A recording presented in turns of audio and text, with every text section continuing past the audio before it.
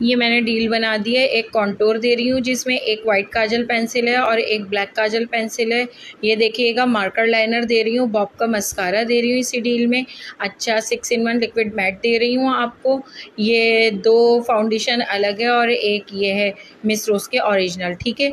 ये आपको 4 लिपस्टिक जो दे रही हूँ ये मैट दे रही हूँ मैं ब्राइट कलर में, और 4 जो दे रही हूँ वो शिमर है न्यूड शेड में, ठीक है। और ये 2 ब्यूटी ब्लेंडर आपको मिल रहे हैं, एक मेकअप फिक्सर आपको दे रही हूँ मैं।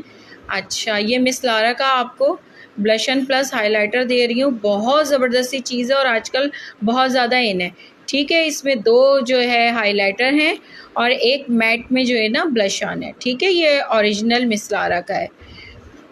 अच्छा अब इसी डील में ये देखिएगा 3-in-1 मैं आपको हाइलाइटर दे रही हूँ हार्ट शेप में, और ये देख लीजिएगा ये आईब्रो सेटिंग आपको 3-in-1 मिल रही है, ठीक है। अच्छा ये फिटमी का मैं आपको प्राइमर दे रही हूँ और ये 6-in-1 आपको पैलेट मिल रही है, और ये 48 कलर शेड पैलेट इसी में मिल रही है, और ये आपको 6-in-1 डिफरेंट शेड में मिल रही है, ठीक है।